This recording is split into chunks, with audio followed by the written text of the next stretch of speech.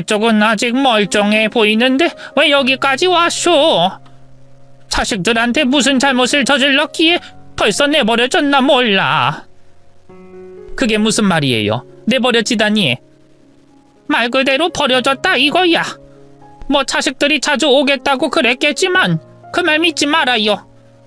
아마 죽을 때까지 누굴 만나거나 여기 나갈 일은 없을 거요. 애초에 여기는 면회가 되지도 않고 여기 있는 사람들 다들 자식 못 본 지 한참 됐거든. 그게 정말이에요? 면회가 안 된다니 그런 게 어딨어요? 감옥도 아니고 그럴 리가. 여기다 맡긴 보호자 말고는 다른 사람 면회가 안 되거든. 근데 여기 맡긴 자식들은 애초에 찾아올 생각도 없으니까 그럼 누굴 만날 일이 있겠어? 그러니 말 그대로 감옥이나 마찬가지지 뭐. 그래도 감옥은 출소하는 날 기다릴 수라도 있지. 여기는 죽어서 송장 치러서야 나갈 수 있으니 여기보단 차라리 감옥이 낫지. 뭐 나야 나가봐야 지낼 곳도 없고 밥이라도 주니 그냥 지내지만 사실 여기가 말이 요양시설이지 이게 고려장이 아니면 뭐란 말이야. 보호자가 아니면 면회도 안 되고 내 마음대로 나갈 수도 없다는 말에 저는 아연실색할 수밖에 없었습니다. 요즘 고령사회 탓에 불법 보호시설도 많고 요양시설들 문제가 많다 그러더니 설마 제가 그런 곳에 갇힐 줄은 생각도 못했네요. 자식이라고는 아들 하나 두고 그래도 부족하지 않게 물심양면 키웠는데 설마 그렇게 키운 자식이 데려온 며느리에게 이런 봉변을 당할 줄은 꿈에도 상상하지 못했습니다. 이럴 줄 알았으면 고생하더라도 나 혼자 지낼 것을. 내가 무슨 부귀 영화를 누리자고 며느리를 믿었다 이런 꼴을 보나 싶더라고요. 그렇게 저는 며느리와 아들을 원망하며 그곳에서 하루하루를 버텨갔습니다. 하루에도 수십 번 제가 들어왔던 문 쪽을 바라보며 나가고 싶다는 생각을 했었지만 그곳의 경계가 워낙 삼엄한 탓에 저 혼자 나갈 생각은 할 수가 없었어요.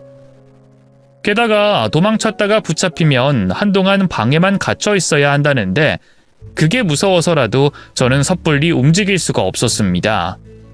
하지만 제 의지 없이 갇혀 지내는 것도 할 수 없었네요.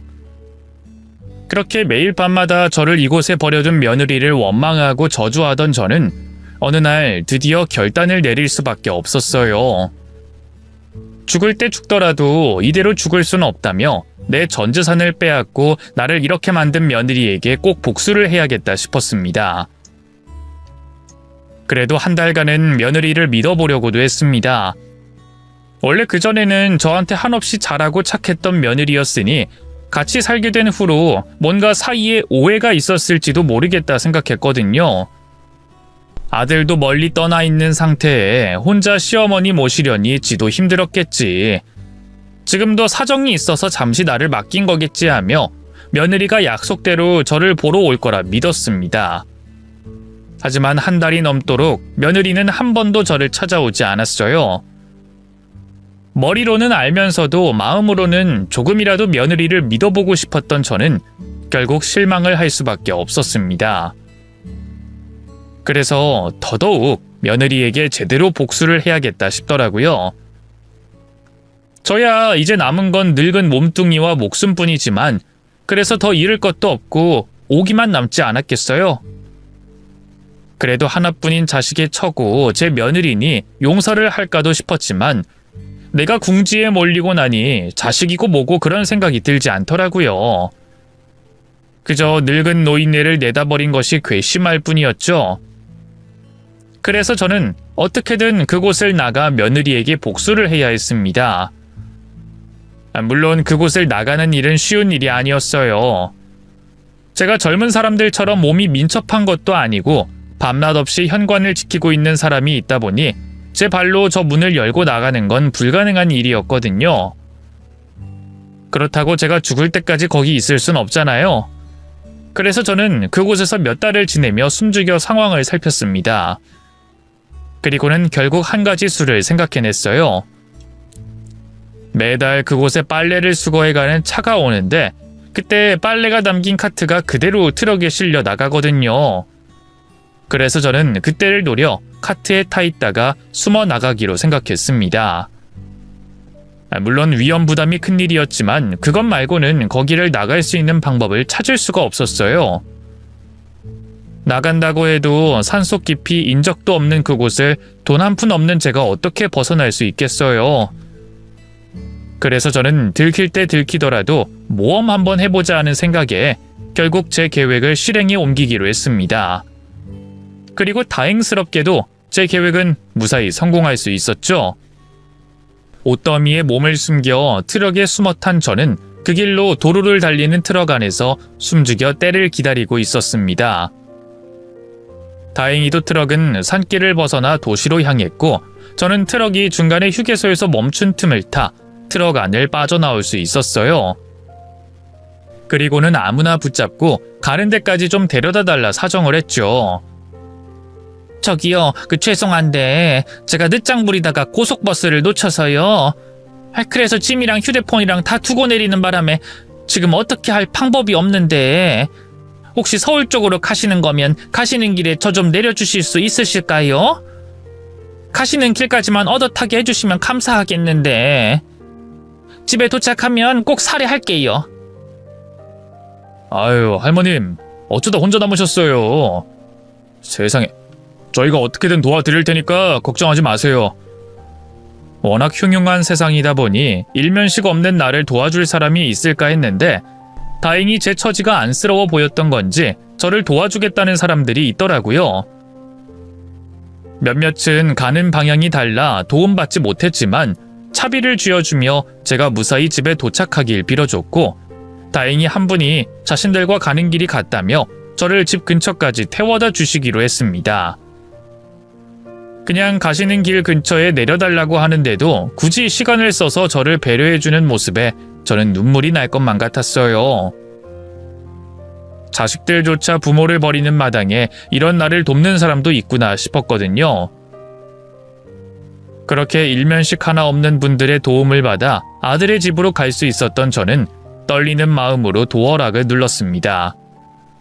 혹시 그 사이 며느리가 비밀번호까지 바꿨으면 어쩌나 걱정했거든요.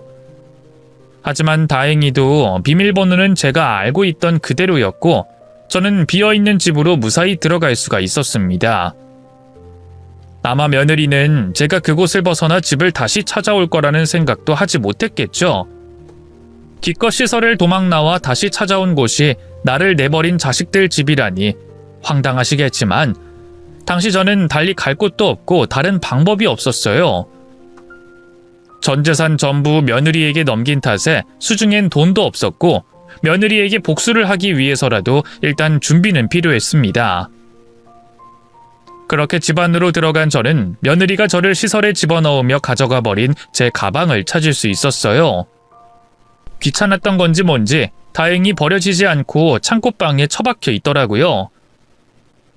그렇게 제 휴대폰을 발견한 저는 곧바로 아들에게 전화를 걸었습니다. 복수를 하기 전에 우선 아들의 생각을 알고 싶었거든요. 이 일을 며느리 혼자 벌인 일인지 제 아들도 동의를 한 일인지 제게는 그것이 가장 중요했습니다. 여보세요? 어머니? 어머니가 어쩐 일로 전화를 다 하셨어요? 왜? 어미가 자식한테 전화하는 게 이상한 일이냐? 예? 아니 그게 아니라요. 그동안 제가 통화하려고 해도 어머니가 거부하셨잖아요. 그래서 저는 어머니가 저한테 서운하셔서 연락이 없으신 줄 알고요. 그럼 이제 화 풀리신 거예요? 그게 무슨 말이야? 내가 통화를 거절했다니? 나야말로 네가 그 먼 데서 연락 한 번 없길래 이상하게 생각한 참이었는데 너 몇 달 동안이나 나한테 전화한 적 없잖니? 무슨 일 있으면 늘 네 첫 통에서만 연락하고 그러다가 내가 무슨 꼴을 당했는데? 그게 무슨 말씀이세요? 제가 연락을 안 했다뇨. 저는 분명 어머니께 전화 드렸었는데요. 근데 일부러 받지 않는다 그러시기에 저는 어머니가 제가 어머니 말 안 듣고 장기 출장 가서 기분 상하셔서 그런 줄 알았어요. 혹시 네 처가 그러더니? 내가 너랑 통화하기 싫다 그랬다고? 그럼요. 안 그래도 그 사람이 어머니 걱정 많이 하던데 그동안 잘 지내고 계셨던 것 맞죠? 와이프 통해서 잘 지내신다는 소식 듣기는 했지만 그래도 어머니 목소리 듣고 싶었어요. 아버지 돌아가신 지 얼마 되지도 않았는데 어머니 혼자 두고 가서 정말 죄송했어요. 그제서야 저는 이 일이 뭔가 잘못 돌아가고 있다는 걸 깨닫게 됐습니다. 남편 장례 치르고 몇 달 만에 해외로 떠나버린 아들에 이어 같이 살자던 며느리가 저를 요양원에 버리고 간 것을 보고 둘이 짜고 치는 일인 줄 알았는데 알고 보니 아들은 그동안 제가 어디서 어떻게 지냈는지 전혀 모르고 있더라고요. 며느리가 뭐라고 거짓말을 했는진 몰라도 아들은 제가 아들에게 서운한 마음에 통화를 거절한다고 생각하고 있었더라고요.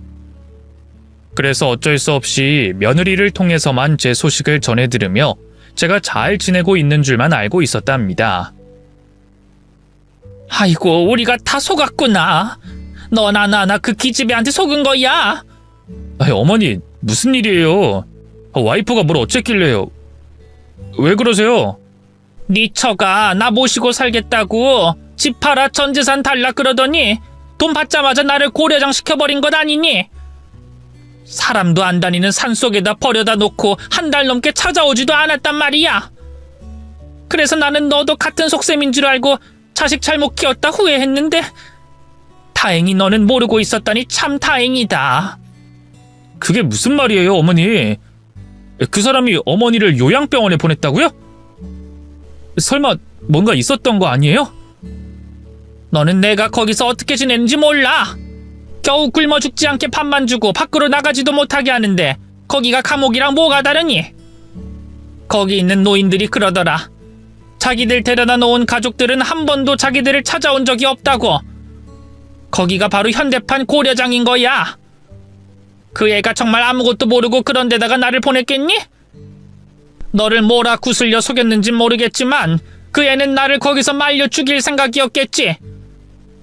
시아버지 죽자마자 나 꼬드겨서 내 돈 털어간 애가 뭔 짓인든 못할까? 너한테도 내가 너 보기 싫다고 그랬다며. 그래도 어떻게 그 사람이... 설마요. 제가 며느리의 만행을 얘기해줬지만 아들은 처음엔 제 말을 믿지 않았습니다. 사실 며느리가 워낙에 말을 잘하고 언변이 좋은 편이거든요.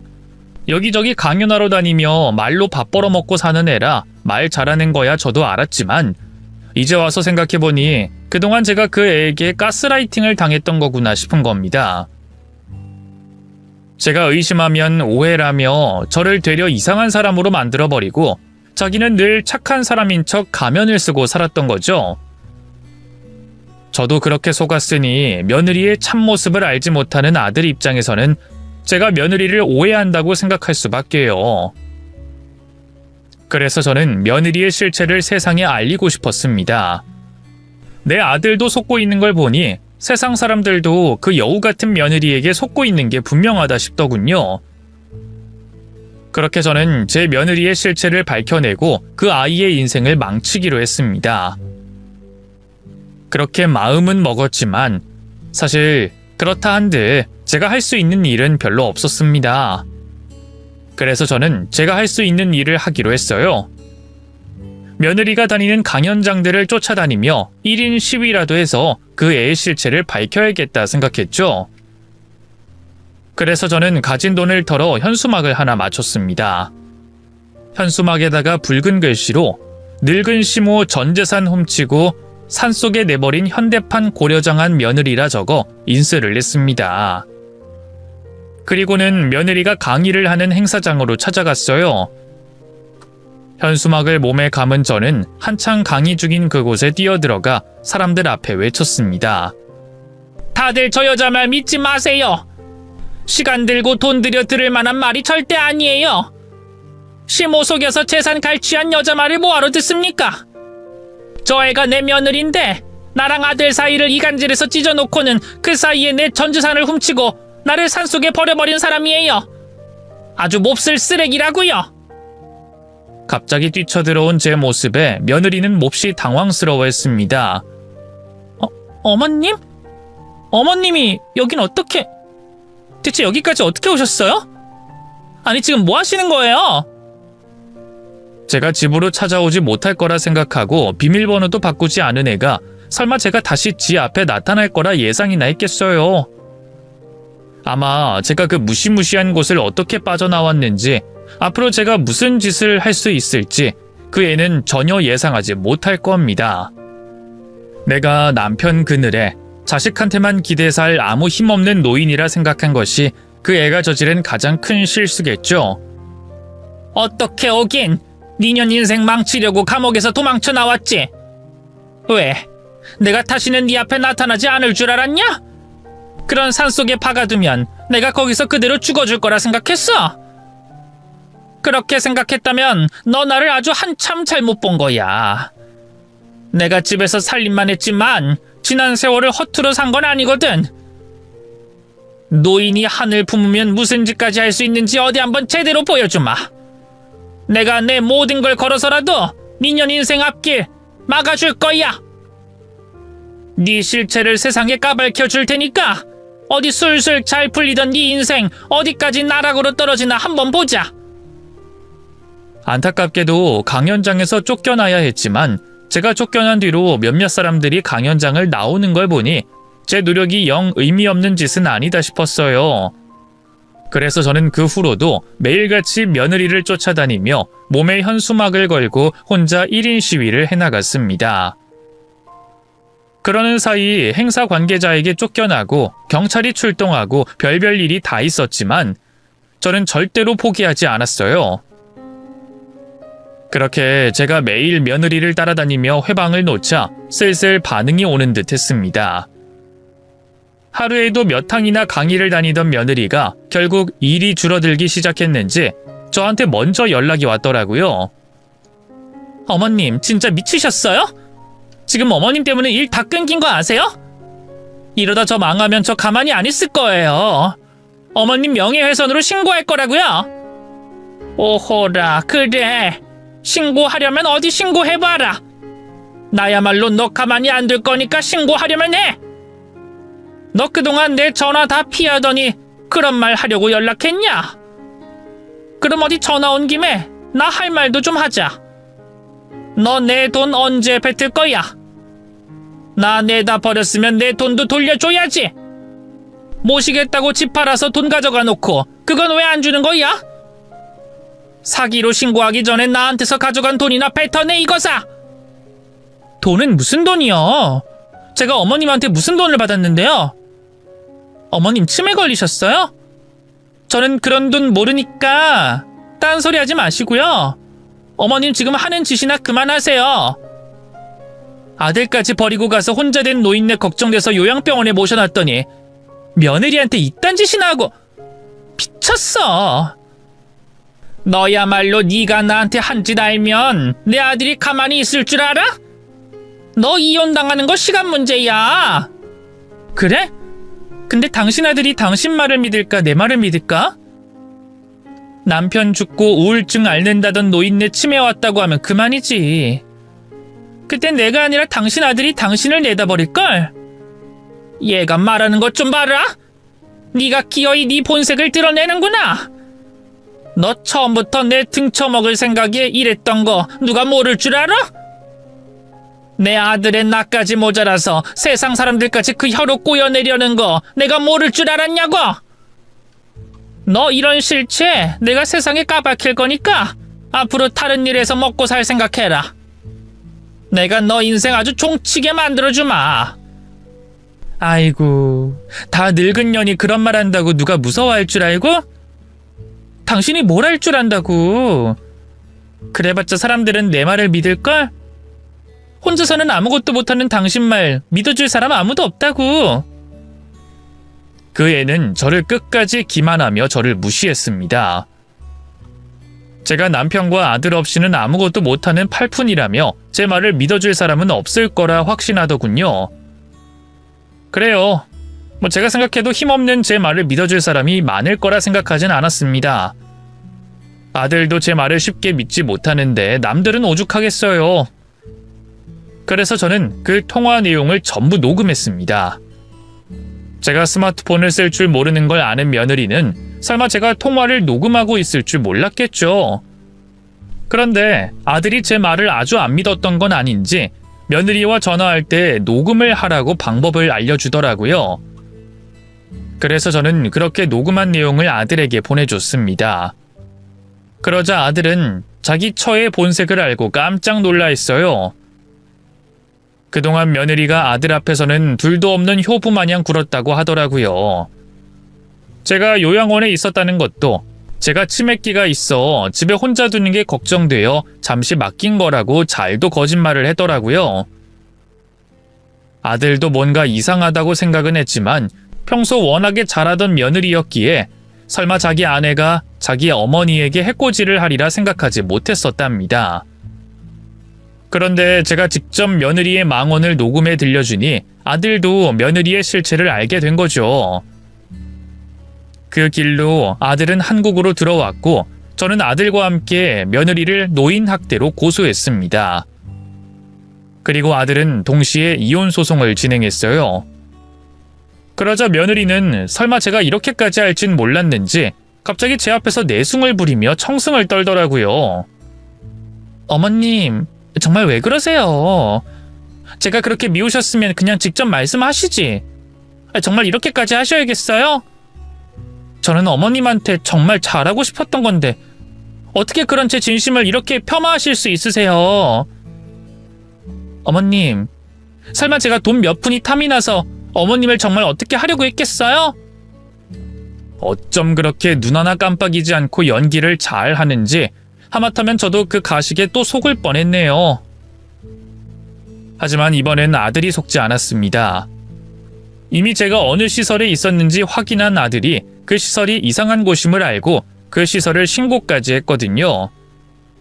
거기다가 알고 보니 며느리가 제 돈을 가지고 있는 것은 아들도 모르고 있었다 하더라고요. 며느리가 아들에게 그런 얘기는 쏙 빼고 그동안 자기가 공들여 시어머니를 모시고 있다고 생색만 내고 있었던 거죠. 그런 거짓말이 들통났으니 아들도 이제 며느리를 믿을 리가 없었습니다. 그렇게 결국 아들은 며느리와 이혼을 했고 노인학대로 며느리를 고소했던 저는 이기긴 했지만 얼마 안 되는 손해배상금만 받아야 했습니다. 제가 받은 상처에 비해 너무 작은 보상이었지만 중요한 건 그게 아니었어요. 그 일로 저희 아들이 유리하게 이혼을 할 수 있었고 또 노인학대가 인정이 되며 며느리의 앞길에 문제가 생겼거든요. 남들 앞에서 강연을 하는 만큼 이미지가 중요했던 며느리는 노인학대의 이혼이라는 자체만으로 큰 손해였습니다. 그래서 노인학대가 까발켜진 후로 다시는 강연을 할 수 없었습니다.